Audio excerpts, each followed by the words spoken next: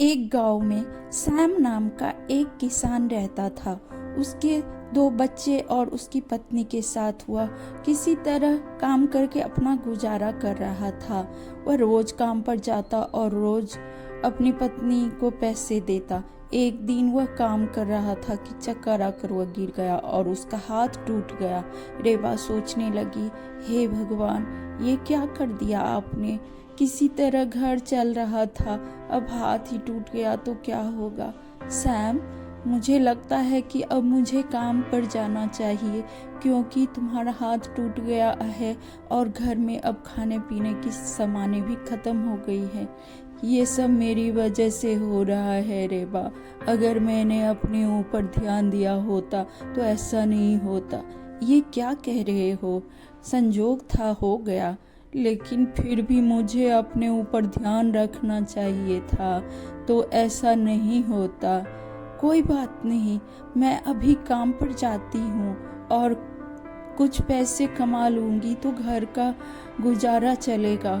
जब तुम ठीक हो जाओगे तो तुम काम पर चले जाना, इसमें कोई दिक्कत नहीं है। यह कहकर वह काम पर चली गई और एक घर के सामने जाकर वह बेल बजाया। बेल बजाते ही घर की मालकिन आई और कहने लगी, तुम कौन हो और क्यों बेल बजा रही हो। मैम, मुझे काम चाहिए था, मैं घर का सारा काम कर लेती हूँ, तो अगर आपको ज़रूरत हो तो मुझे काम दे दीजिए। हाँ, लेकिन क्या करोगी। जो कुछ भी आप कहेंगे मैं सब कुछ कर लूँगी, खाना बना लूँगी, झाड़ू पोछा कर लूँगी। ठीक है, मुझे झाड़ू पोछा के लिए एक काम वाली चाहिए, मैं 1000 रुपया दूँगी। ठीक है मैम।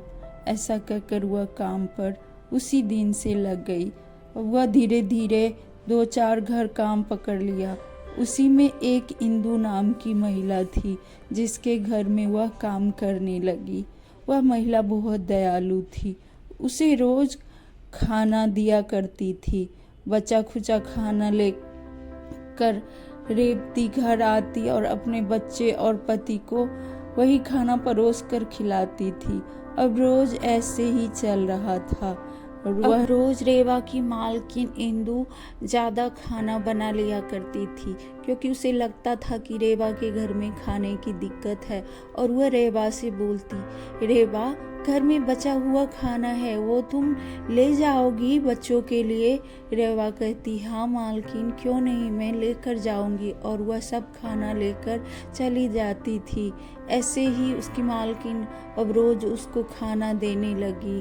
तभी बारिश का मौसम आ गया। उसकी मालकिन कहती, रेवा, बारिश का मौसम आ गया, अब तुम काम पर कैसे आओगी। मैं आ जाऊंगी मालकिन, आप चिंता मत कीजिए, मुझे आने में कोई दिक्कत नहीं है। ऐसे ही समय बीत रहा था और रेवा रोज काम पर जाती और काम ख़त्म करके अपने बच्चों के लिए खाना लाती थी। एक दिन वह बारिश में भीगते हुए जा रही थी और सोच रही थी, भगवान, सारा बारिश क्या आज ही देना है आपको। मैं भीग गई और कैसे काम करूँगी। वह एक दुकान पर रुकी, लेकिन बारिश तब भी नहीं रुका और वह भीगते हुए इंदु के घर पहुँची। ये क्या रेबा, तुम तो पूरी गीली हो गई हो, मैं साड़ी देती हूँ वो बदल लो। नहीं मालकिन। तभी उसने रेवा को बहुत सारा सामान दिया और साथ में एक छाता भी दिया और उसके पीछे पीछे उसके साथ आने लगी कि क्या मजबूरी है कि रेवा बारिश में भी काम छोड़कर घर पर नहीं रुकी। वह उसके पीछे आई और खिड़की से देखा तो उसका पति बीमार था और उसके 2 छोटे छोटे बच्चे खेल रहे थे। तभी रेवा बच्चों को खाना निकाल कर खाने को दिया। इतने में उसकी मालकिन घर आ गई और कहा, रेबा, तुमने कभी बताया नहीं कि तुम्हारा पति बीमार है। मैडम, आप यहाँ कैसे आ गई। मैं तो तुम्हारे पीछे पीछे यहाँ आई हूँ कि तुम किस हाल में रहती हो, मुझे कभी नहीं बता। रेबा, मुझे तो लगता था कि तुम मुझे अपनी बड़ी बहन मानती हो, लेकिन मैं गलत थी। तुमने मुझे कभी अपनी बड़ी बहन माना ही नहीं तो तुम अपने घर का हाल बताया होता।